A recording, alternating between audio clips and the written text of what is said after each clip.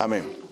Entonces, buscamos Isaías capítulo 6. Isaías capítulo 6.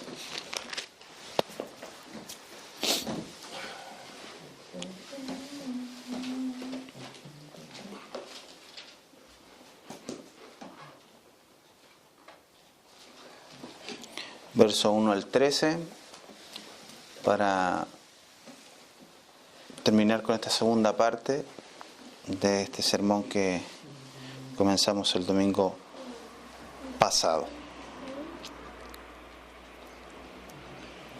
Y leemos la Biblia en el nombre del Padre, del Hijo y del Espíritu Santo. Amén. En el año que murió el rey Usías, vi yo al Señor sentado sobre un trono alto y sublime, y sus faldas llenaban el templo. Por encima de él había serafines, cada uno tenía 6 alas, con 2 cubrían sus rostros, con 2 cubrían sus pies, y con 2 volaban.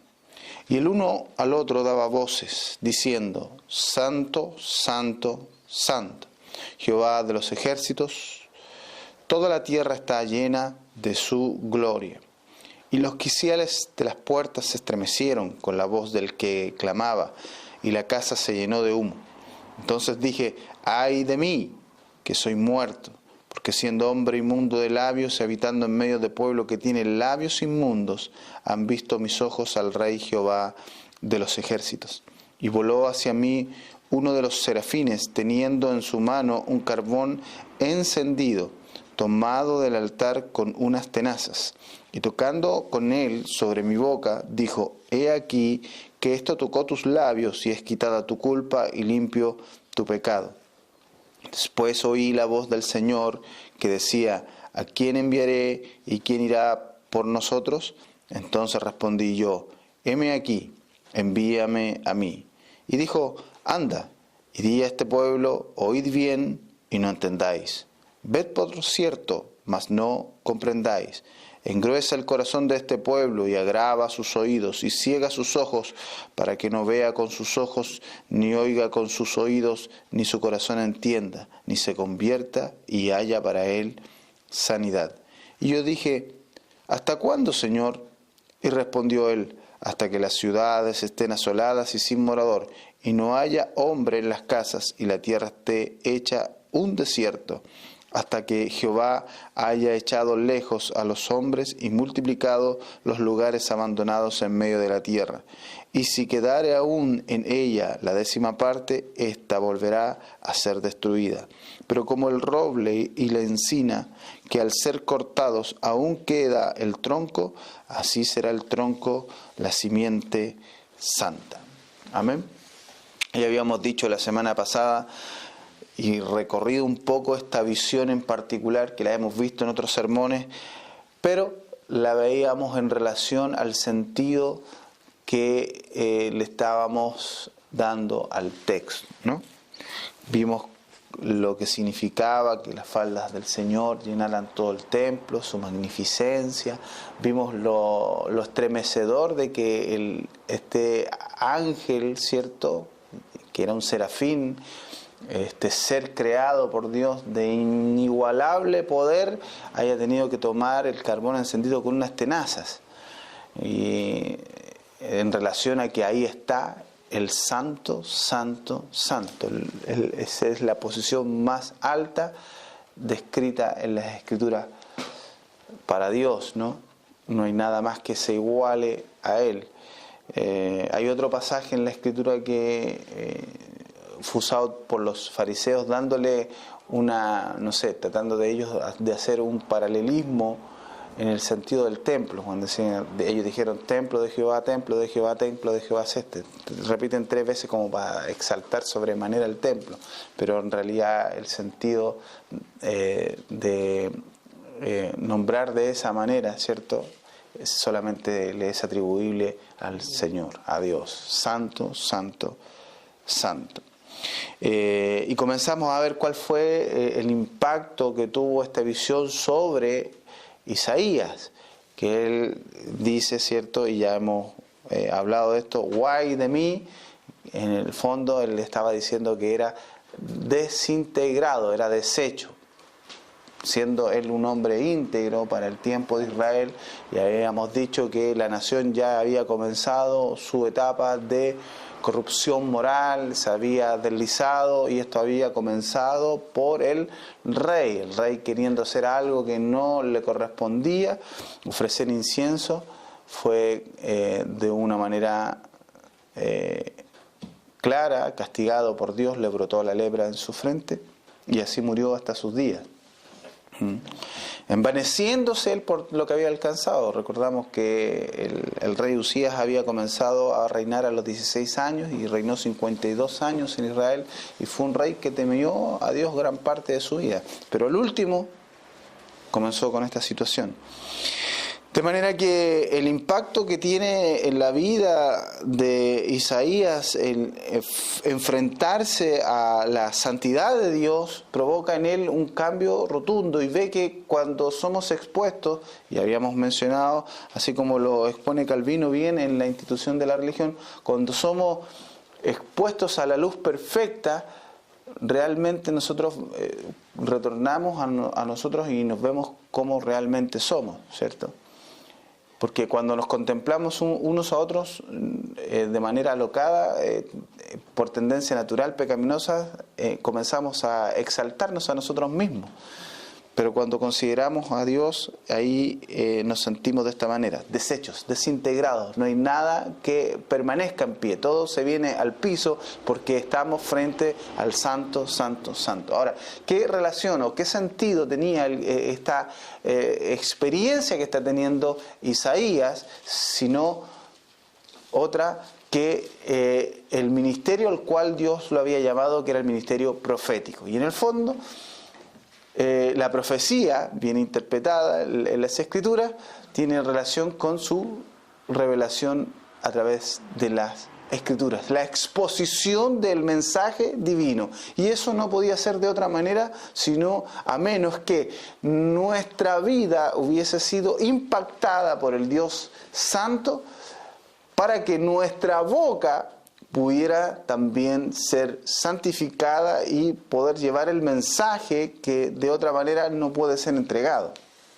Él dice: ay de mí, que soy hombre inmundo de labios. Ya habíamos recordado algunos pasajes en los cuales Dios mismo, ¿cierto?, dice al pueblo: he aquí este pueblo de labios me honra, mas su corazón está lejos de mí. Lo importante es que de la abundancia del corazón habla la boca, pero que del buen tesoro del corazón, ¿cierto? Porque las Escrituras nos dicen que el hombre bueno, del buen tesoro de su corazón saca cosas buenas. Que ese corazón que ha sido puesto nuevo en nuestros corazones, en nuestro ser, ¿cierto? Como lo dice el libro de Ezequiel en el capítulo 36, del verso 26 en adelante, saque lo que es de Dios. Pero para ello Dios nos prepara, y Él prepara al profeta para llevar el mensaje de juicio a la nación. De ahí entendemos lo que sigue en adelante el texto, que es duro, pero es la verdad. Él está diciendo que le va a mandar a entregar un mensaje por el cual la gente en el fondo no va a entender.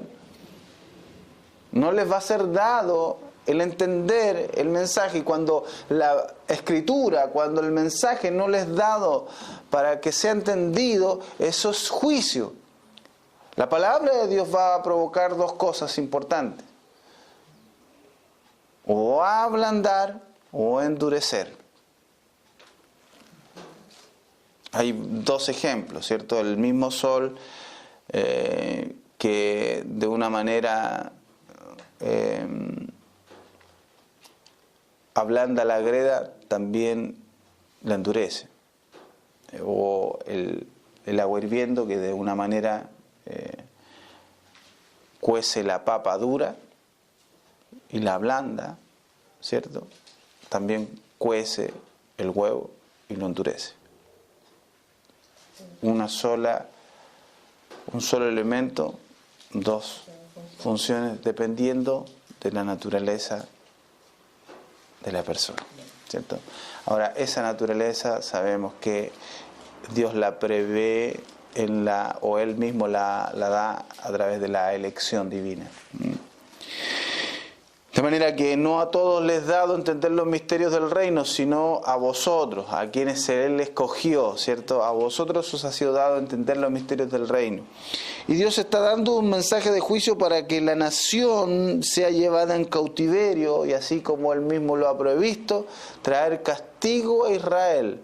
Pero siempre considerado dentro del plan divino, eterno de redención, la simiente. Va a quedar la simiente, aquella que ha sido escogida en el decreto eterno de Dios, del cual no hay hombre alguno que pueda quejarse ni reprocharle a Dios, porque lo ha hecho en su soberana, santa, perfecta, inteligentísima voluntad. ¿Y quién le dirá a Él, qué haces?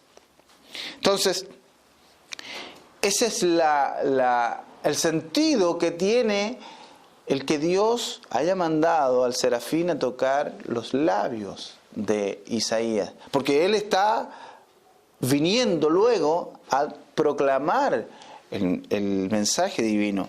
Y mire que el verso 10 es interesante porque cuando Isaías le dice, envíame a mí, yo quiero ir. Él está tocado profundamente por la presencia de Dios.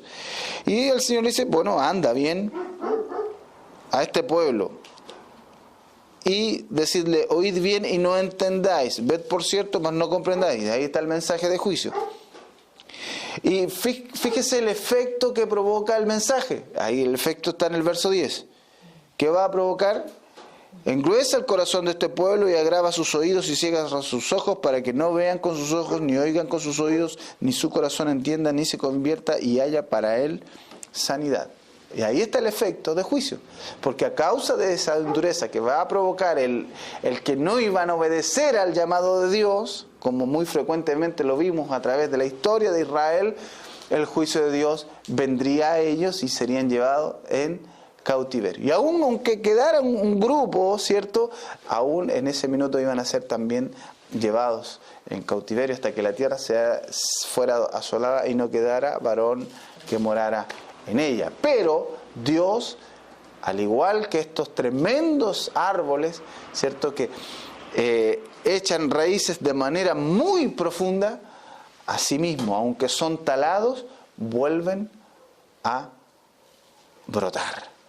Así es la simiente que Él ha puesto, y la simiente es Cristo, ¿cierto? Lo hemos visto en los estudios de la doctrina del pacto. Entonces, ¿pero qué sentido tenía? Tenía el sentido de que Dios está tratando de manera especial con Isaías para que a la postre, para que a lo largo del ministerio de Isaías, este hombre no cambie. Porque cuando somos realmente llamados por Dios e impactados por su santidad, y Él ha tomado, ¿cierto? Oiga, la sangre bendita nos ha lavado por completo, nuestra boca se ha de abrir para pronunciar el mensaje que Él nos ha dado sin alteración, sin variación, no importando las circunstancias que nos rodean, no importando el ofrecimiento que el tentador nos haga, no importando que venga a nosotros y nos diga, como lo hizo en Cristo, todo esto te daré si postrado me adorares. Esto ha de provocar en nosotros que no va a haber un envanecimiento de nosotros mismos frente al ministerio al cual Dios nos ha llamado a cumplir, porque ya hemos dicho, guay de mí.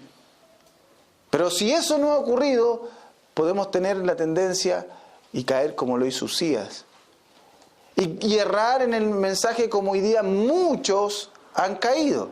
Y eso tiene relación a lo que veíamos en el contexto general de las Escrituras y habíamos leído la semana pasada ahí en 2 de Timoteo 1:17, cómo, vamos a 2 de Timoteo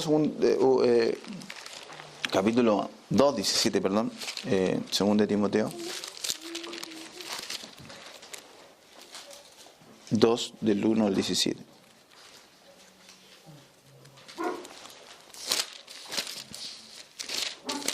Timoteo.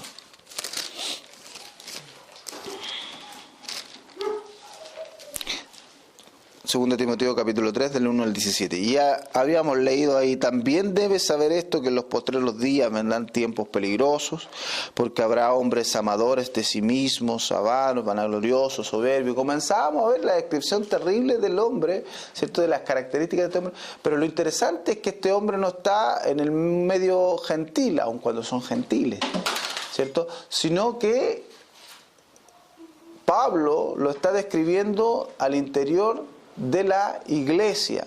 Hombres que iban a estar ministrando, porque él continúa y dice que tendrán apariencia de piedad, pero negarán la eficacia de ella. Y es a eso a lo que nos lleva el pasaje de Isaías. Cuando hemos sido enfrentados, cuando Dios nos llama y nos enfrenta a Él mismo, a su santidad, y nos ha santificado y ha purificado el medio por el cual nosotros vamos a transmitir el mensaje que no es nuestro, que es de Él, la doctrina que no es nuestra, que es de Él, que el mismo Señor lo dice con sus palabras: mi doctrina no es mía, sino de mi Padre, del que me envió. Por tanto, tú y yo, predicador, el que me escuche en esta mañana, no tienes derecho a torcer las Escrituras. No estás autorizado a quitar ni añadir a algo al mensaje de esta profecía, porque si no, tu parte será quitada. Los juicios, las plagas de este libro santo vendrán sobre ti.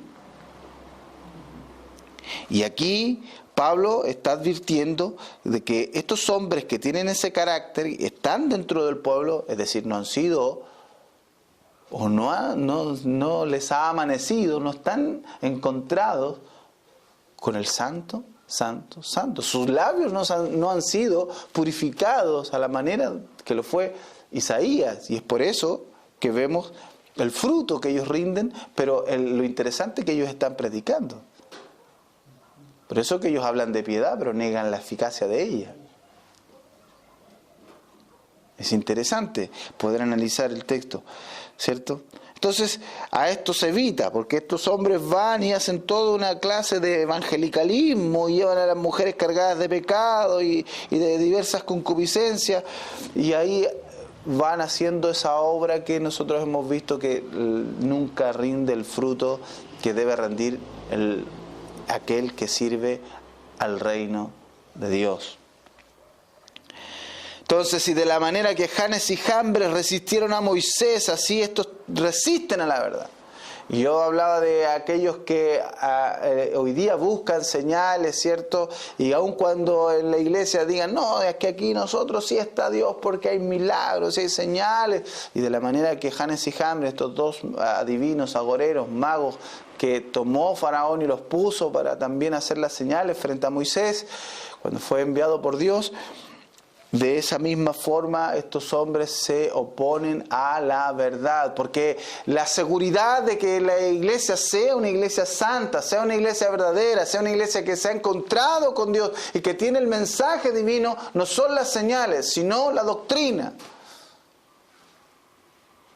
No es lo tremendo de las señales o de los prodigios que puedas ver dentro de una determinada congregación, sino que esa congregación se conduce con temor frente a la palabra de Dios y la pone por obra y está sujetándose a la sola Escritura y también en el contexto de la historia a las confesiones de la misma Iglesia Católica, ¿cierto?, universal, en el tiempo. Ha confesado que ha recibido de la revelación de la palabra. Eso es. Y veíamos que Pablo dice: pero tú has seguido mi doctrina, conducta, propósito, fe, longanimidad, amor, paciencia, persecuciones, padecimientos como los que me sobrevinieron en Antioquía, en Iconio, en Listra, persecuciones que he sufrido y de todas me ha librado el Señor. Pero eso, habíamos dicho, que era el fruto, el resultado de un hombre que realmente había sido impactado por Dios, porque eso es lo que realmente reciben los hombres que han sido impactados por Dios. No es el falso mensaje, aun cuando Dios nos da momentos de solaz y Él de alguna u otra manera nos ha prosperado y ha cuidado de nosotros, ¿cierto? También es esto es parte. El que no toma su cruz y me sigue no es digno de mí. Y eso es lo que realmente tiene un ministerio verdadero. Persecuciones. Y dice que de todas ellas le ha librado el Señor, pero no en el sentido que hoy día le quieren dar muchos falsos mensajeros, que Dios te va a librar y no vas a sufrir. Y no, lo libró porque le guardó, le preservó su vida, pero los dolores, los sufrimientos, los sueños, los ayunos, el miedo de encontrarse en situaciones de peligro, Él lo tuvo que padecer y que vivir. Más su confianza estaba en el Señor. Y prosigue en adelante y hace esta comparación. Él dice, y también todos los que quieren vivir piadosamente en Cristo Jesús, ¿qué dice? Serán prosperados, serán benditos, tendrán sanidad, tendrán todo lo que quieran. No, dice que padecerán persecución. ¿Por qué hago el contraste? Porque ese es el mensaje, hermano. Pero ese mensaje, que al igual que Isaías, que decía que esta nación era una nación que había abandonado a Dios, que era una nación que se había envanecido por su prosperidad, que había dejado a Dios y que venía el juicio y que iban a ser llevados en cautiverio, pero que Dios reservaría su simiente santa, la preservaría, la guardaría, y ese pueblo engrosó su corazón al mensaje de Isaías, al igual que en ese tiempo Pablo está advirtiendo, y hoy día nosotros vemos también el resultado de todo eso. Nosotros decimos, viene un juicio sobre este mundo y sobre la iglesia, porque el juicio de Dios comenzará por su casa. Él dijo que tomará el aventador en su mano y limpiará su era. Él va a sacudir a su iglesia, Él va a traer juicio, pero la iglesia, el pueblo de Dios que ha hecho, ha engrosado sus oídos, porque este mensaje produce eso. Él dice, no, ellos están equivocados, ellos no están diciendo lo que realmente nosotros, por decirlo de alguna manera, vemos en las Escrituras, que Dios nos ha llamado a tener el poder, a tener la autoridad y a ser los que gobernamos y nosotros proclamamos y decretamos y las cosas cambian a nuestro favor. Eso es falso, hermano. Eso es un engaño. Y todos aquellos que también están poniendo la salvación en los hombres, cambiando y mirando y desestimando el sacrificio que hizo Cristo en la cruz por sus escogidos. Por eso que Pablo dice, aquellos que niegan la eficacia de la piedad. No tiene otra palabra sino eso. También están contrarios a lo que estamos afirmando. Dios es el soberano, Él ha escogido, Él castigará y Él salvará. Unos a condenación, otros a vida eterna. Por su sola justicia y por su sola gracia. Pero ellos engrosarán sus oídos, no temerán. Y así prosigue. Vamos. Y habíamos quedado la semana pasada en 2 de Pedro, capítulo 2, del verso 1 al 22. Comenzamos a ver, a través de las Escrituras,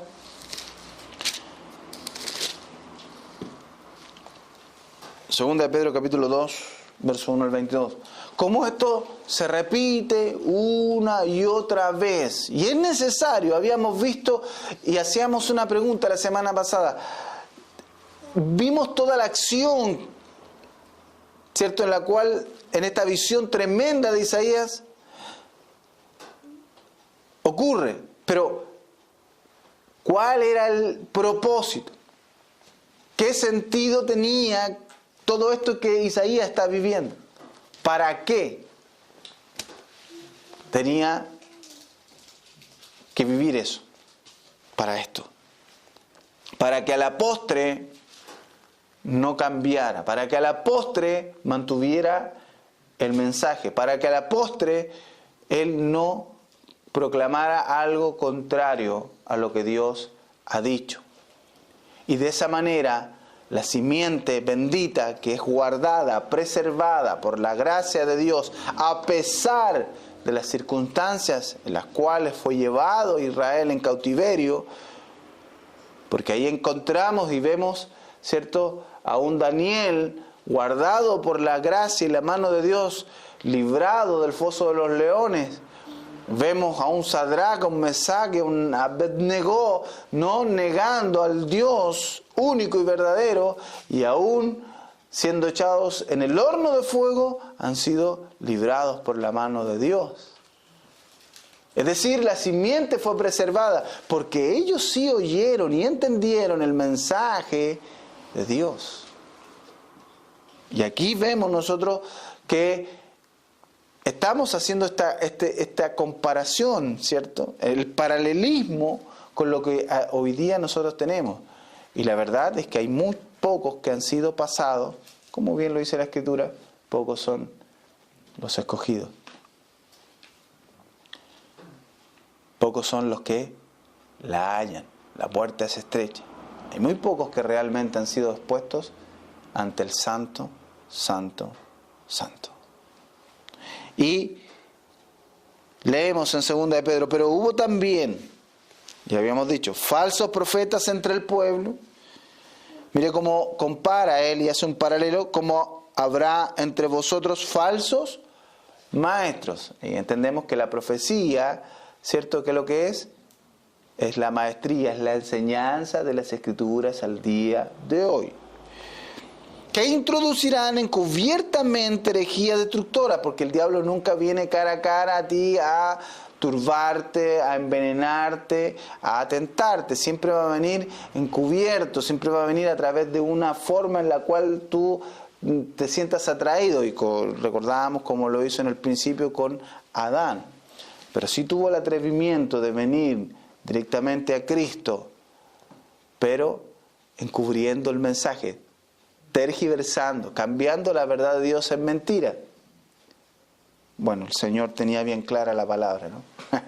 Y lo reprendió por la misma. Estos traerán encubiertamente herejías destructoras. Y es interesante lo que está diciendo Pedro aquí, porque no puede salir una herejía de una boca, de unos labios que han sido tocados con el carbón encendido, que ha salido delante del trono de aquel que es santo, santo, santo. Pero cuidado con las herejías, porque son destructoras. No hay herejía que pueda decir, no, es que produce algo bueno. Porque su fin es destruir. Y aquí está claro.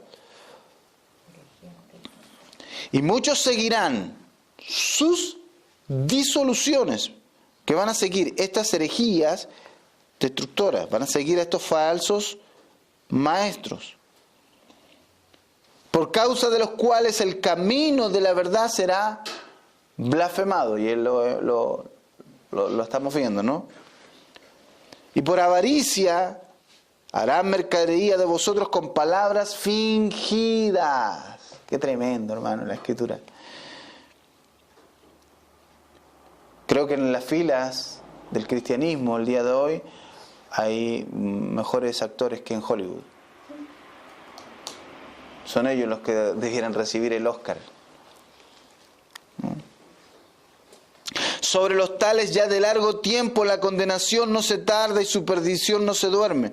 Porque si Dios no perdonó a los ángeles que pecaron, eso está diciendo de la gravedad que tiene el pecado, no importando tu posición y quien quiera que seas tú. Esto es lo grave del pecado. Tú puedes ser o parecer un querubín, puedes parecer un serafín, puedes parecer un ángel, hay un santo en medio del coro, en medio de la congregación, cargando tu Biblia, aún subiendo al púlpito, puedes tener apariencia de piedad, puedes deslumbrar a la gente, pero si Dios no perdonó a los ángeles, tampoco te perdonará a ti. Tenlo claro, tengámoslo claro.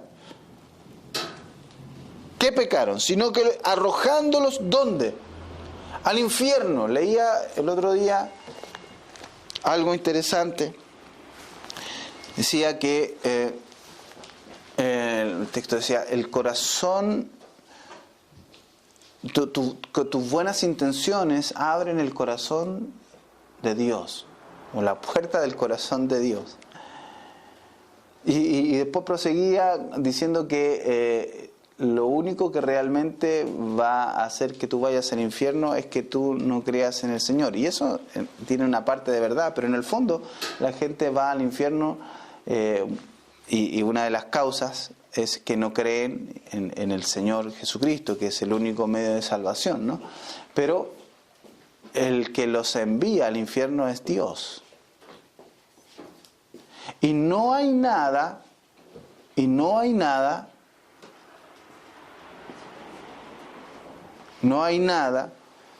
que los hombres puedan hacer para abrir el corazón de Dios. Dios tiene todo claro. Él tiene su corazón en tranquilidad, en paz. ¿Qué vas a hacer para impactar el corazón de Dios? Él no recibe nada de nosotros, nosotros recibimos de Él. Decía el texto que cuando tú actúas con una buena fe, esa fe abre y toca el corazón de Dios. Que contrario, porque la Biblia nos dice que nosotros hemos recibido la fe como un don gratuito de Dios. Y Él nos ha dado fe para que podamos creer en Él, para que hubiésemos podido creer en Él. Porque toda la obra salvífica depende de Dios y no del hombre. Pero esas cosas circulan. Y los cristianos le dan un link. Me gusta. Le gusta la herejía. Porque si filtraran por las escrituras, por la doctrina, dirían, no. Usted está en un error, usted está yendo contrario a lo que la verdad de las escrituras nos enseña. Y como tienen maestros falsos, no pueden discernir. Sino que arrojándolos al infierno, de esto se desprendía lo que estaba diciendo recién. Dios los arrojó al infierno porque pecaron en contra de Él, así como lo harán aquel día con todos aquellos que hayan pecado en contra de Dios. No importa dónde está la persona, no importa quién haya sido. Por eso que en aquel día le dirán al Señor, Señor, Señor, en tu nombre hicimos milagros, en tu nombre sanamos enfermos, en tu nombre profetizamos, enseñamos. Y les declarará, apartados de mí, hacedores de maldad, nunca os conocí. ¿Ve cómo la escritura se relaciona? ¿Ve cómo hay un enlace perfecto, una unidad?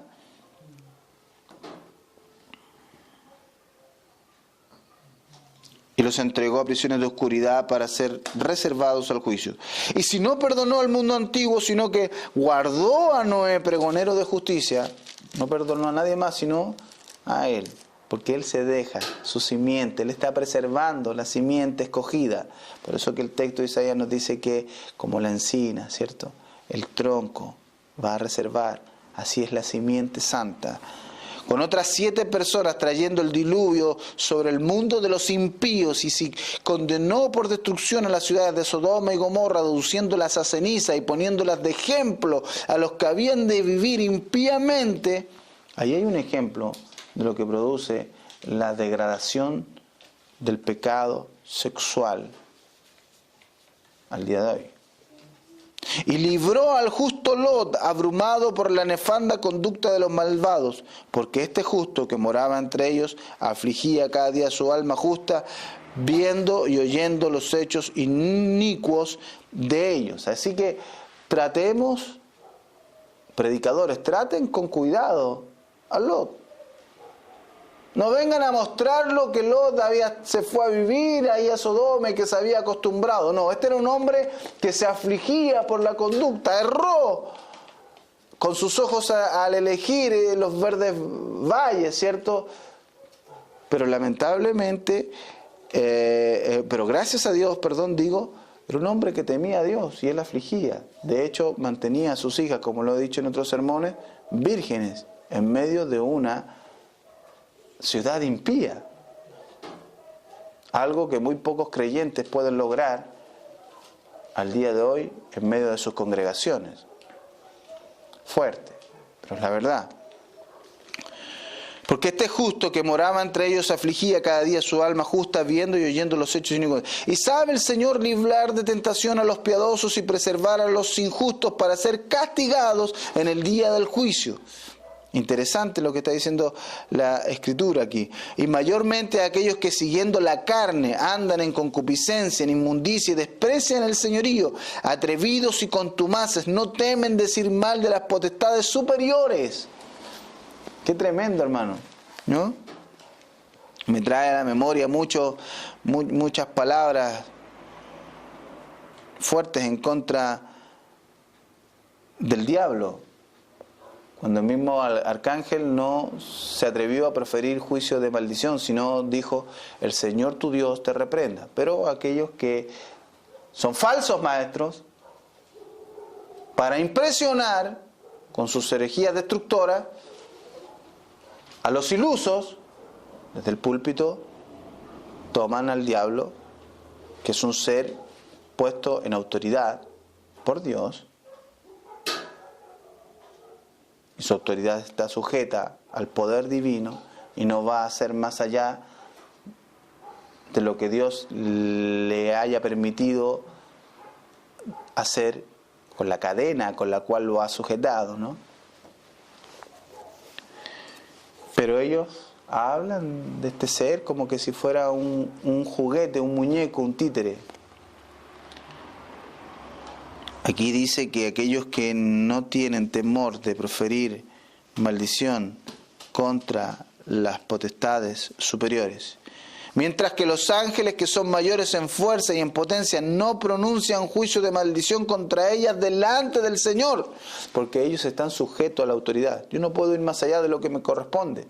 Aquí al que les corresponde hacer eso, arrepentirlo y echarlos al final al lago de fuego es al Señor. Yo solamente he de cubrirme en la sangre que me ha lavado, limpiado y protegido al día de hoy.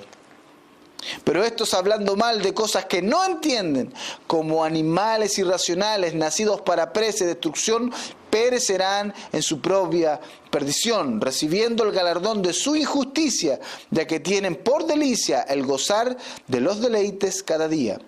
Estos son inmundicias y manchas, quienes aun mientras comen con vosotros se recrean en sus errores.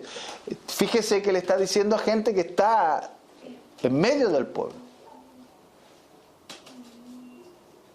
Es interesante esto. Tienen los ojos llenos de adulterio. No se sacian de pecar. Seducen a las almas inconstantes. Ahí está la relación, ¿ve? Porque tienen apariencia de piedad, pero negarán la eficacia de ella. ¿Por qué la seducen? Porque son falsos maestros. Porque son sensuales. La sensualidad seduce, y aquí ellos usan esa sensualidad y seducen a las almas inconstantes. ¿Inconstantes en qué? En el estudio de la palabra de Dios.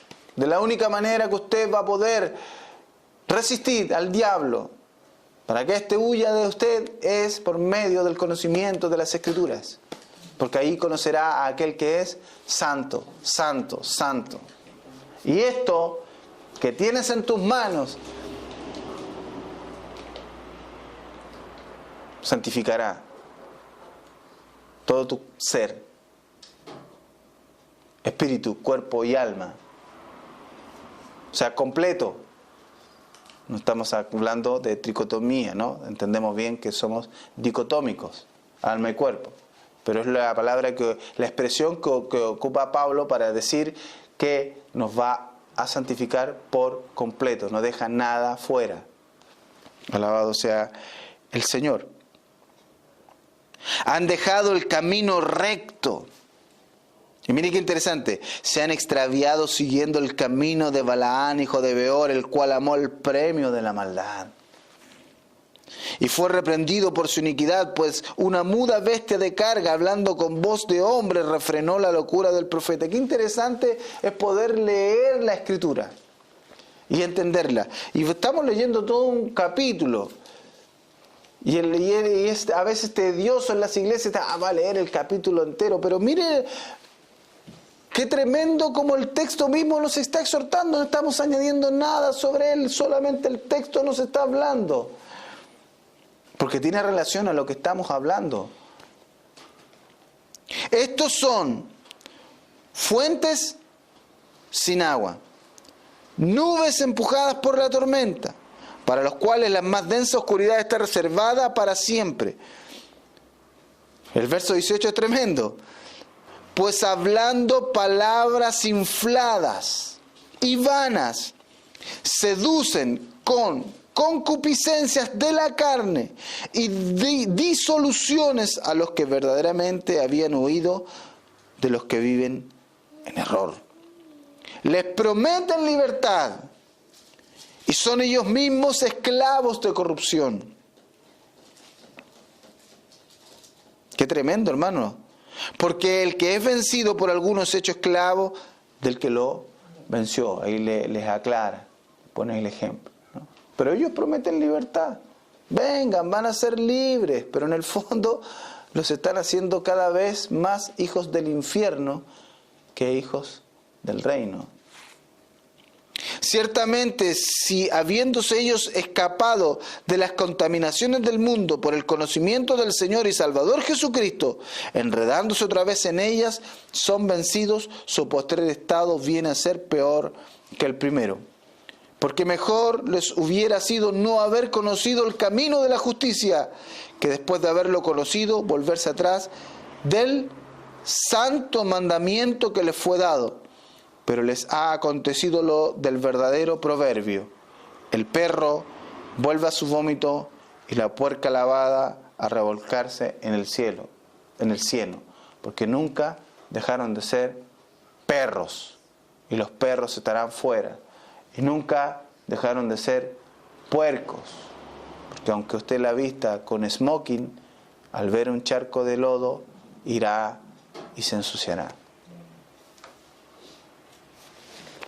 Eso es la Biblia, hermano. No he dicho nada más, solamente estamos leyendo la Escritura y tiene absolutamente unidad y concordancia con lo que está pasando en Israel al tiempo de Isaías. Es la realidad de la palabra de Dios que no queda en el tiempo pasada de moda, sino que está siempre vigente, presente, está al día, es ella la que nos pone al día. Por eso que Él dice, cielo y tierra pasarán, mas mi palabra no pasará, porque está siempre vigente. Es ella la que nos pone al día, a la iglesia. La palabra de Dios es la que nos pone alerta. Esto está ocurriendo, hermanos. Por eso que Dios nos impacte con su santidad y nos toque los labios.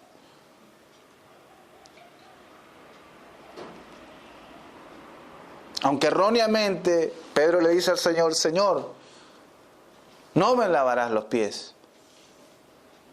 Y el Señor le dice, si no te lavo no tendrás parte de mí. Entonces, Señor, no solamente mis pies, sino mi cuerpo entero. Y el Señor le vuelve a explicar, le dice, Pedro, el que ha sido lavado solamente requiere lavarse los pies. Y hemos sido lavados, santificados por la verdad de la palabra de Dios. Es el decir, cualquier iglesia que diga que tiene sana doctrina,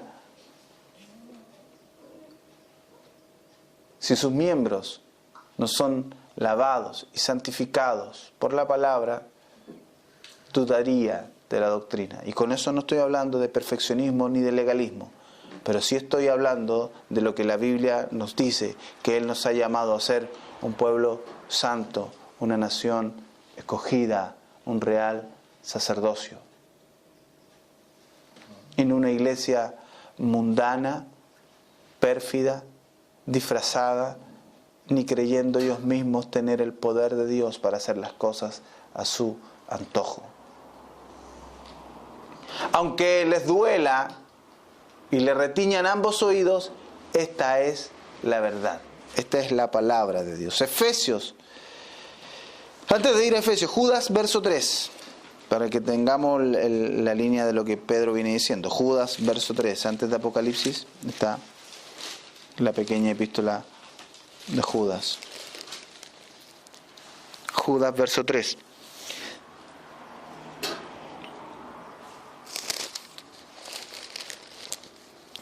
Amados, por la gran solicitud que tenía de escribiros acerca de nuestra común salvación, miré qué interesante cómo él viene relacionando la salvación con esto que prosigue.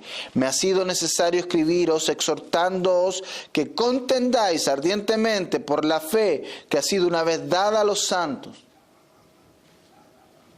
Tiene relación la fe en la salvación para contender contra aquellos. Porque algunos hombres han entrado como encubiertamente, los que desde antes habían sido destinados para esta condenación, hombres impíos, que convierten en libertinaje la gracia de nuestro Dios y niegan a Dios el único soberano y a nuestro Señor Jesucristo. Mas quiero recordaros ya que una vez lo habéis sabido, que el Señor, habiendo salvado al pueblo, sacándolo de Egipto, ¿qué hizo después?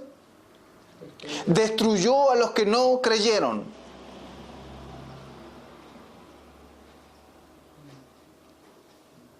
El mensaje de Isaías. Y a los ángeles que no guardaron su dignidad, lo que dijo Pedro, ¿qué hizo? Sino que abandonaron su propia morada, los ha guardado bajo oscuridad en prisiones eternas para el juicio del gran día. Y vuelve a repetir lo que dice Pedro. Como Sodoma y Gomorra y las ciudades vecinas, las cuales de la misma manera que aquellos habiendo fornicado, ha ido en pos de vicios contra naturaleza, el homosexualismo, fueron puestas, por ejemplo, sufriendo el castigo del fuego eterno. Aunque la Corte Suprema de los Estados Unidos, de la nación más grande y poderosa del mundo, diga o cambie o quiera cambiar lo real del matrimonio,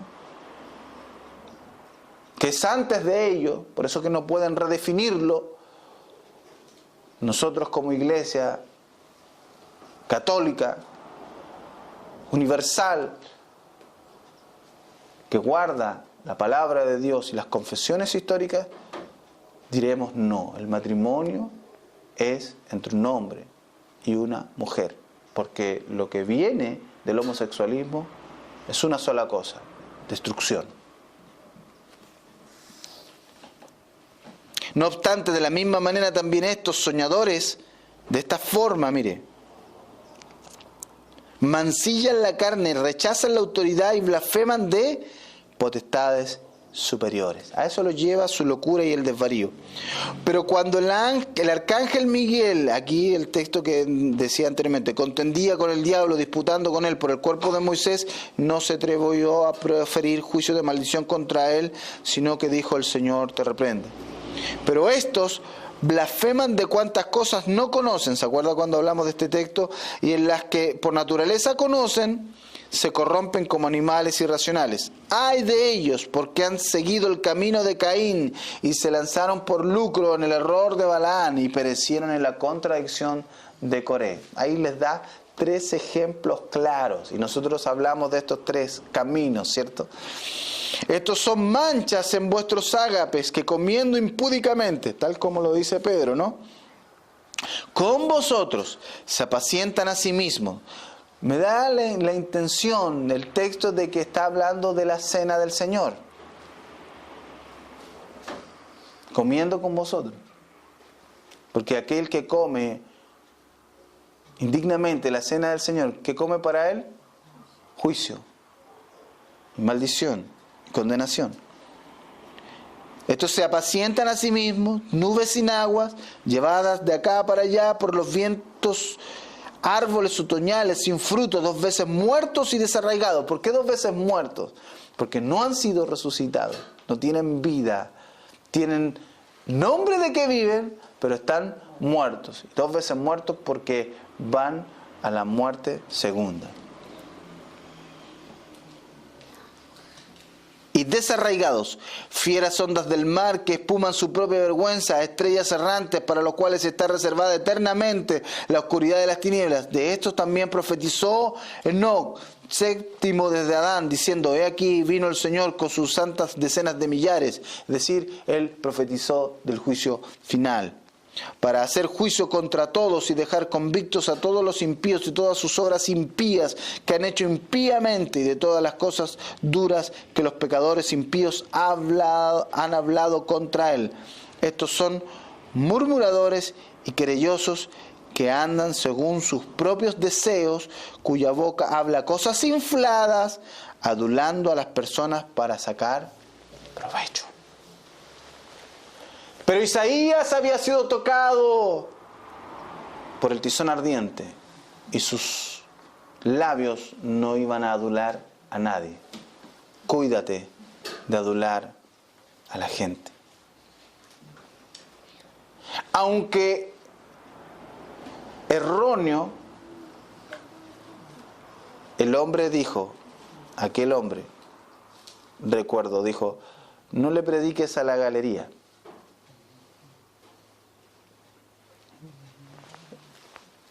Eso se puede rescatar.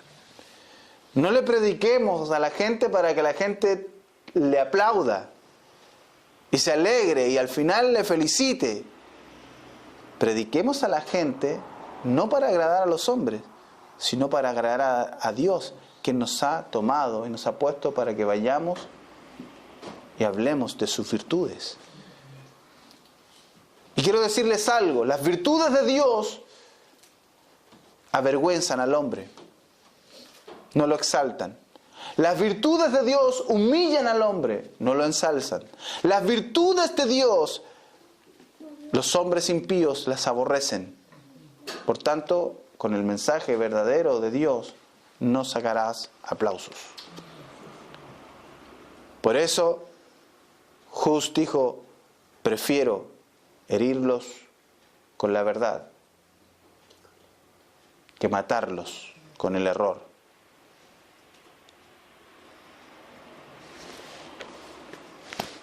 Efesios 2, y con esto terminamos.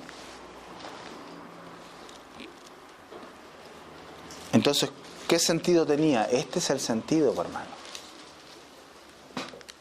Él preserva su palabra en los labios de aquellos que Él mismo ha santificado para el ministerio, y así poder preservar la simiente y hacer preservar a sus hijos, haciéndolos perseverar en la fe hasta aquel día. Efesios.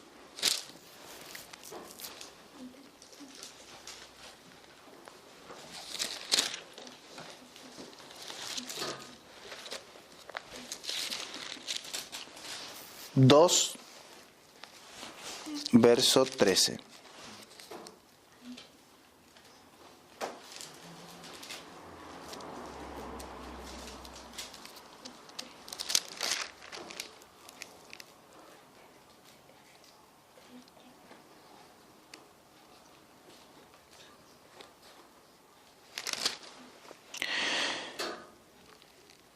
Pero ahora en Cristo Jesús vosotros, que en otro tiempo estabais lejos, habéis sido hechos cercanos por la sangre de Cristo. Porque Él es nuestra paz, que de ambos pueblos hizo uno, derribando la pared intermedia de separación, aboliendo en su carne las enemistades, la ley de los mandamientos expresados en ordenanzas, para crear en sí mismo de los dos un solo y nuevo hombre, haciendo la paz, y mediante la cruz reconciliar con Dios a ambos en un solo cuerpo, matando en ella las enemistades. Y vino y anunció las buenas nuevas de paz a vosotros que estabais lejos y a los que estaban cerca. Porque por medio de él los unos y los otros tenemos entrada por un mismo Espíritu al Padre.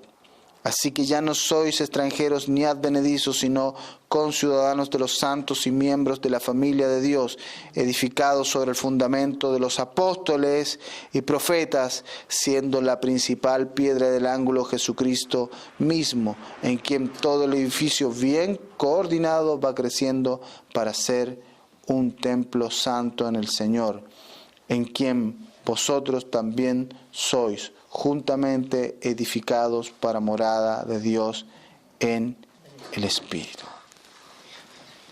Ahí estamos, ahí nos ha puesto. Y así, de esa manera, con labios purificados, impactados por Dios, llamados a no cambiar su palabra, Él nos ha preservado y hará preservar y cuidará a su iglesia. Oramos. Señor, te damos gracias en esta mañana por tu palabra. Tú eres santo. Tú eres puro. Tú eres Dios. Y nosotros ovejas de tu prado. Y te pedimos que nos guardes en este tiempo malo y perverso. Ayúdanos por tu palabra a perseverar en la doctrina y en la fe que nos ha sido dada una vez a los santos. Guarda a tu iglesia, a los tuyos, a los que tú conoces, a los que has puesto en Cristo Jesús, Señor nuestro. Gracias, Señor. En el nombre de Jesús. Amén y amén. Adoramos al Señor.